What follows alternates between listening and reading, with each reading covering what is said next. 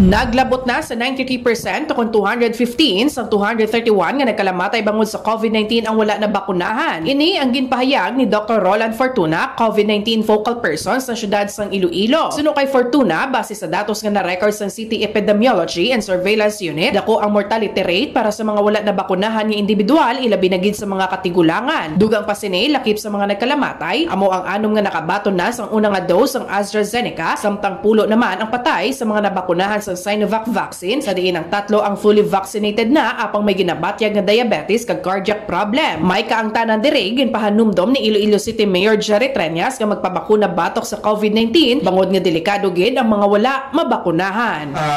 For Astra, may mga anom kita nga deaths nga naka first dose nga napatay, and for Sinovac we have 10. Out of the 10 we have 3 nga completed ang immunization.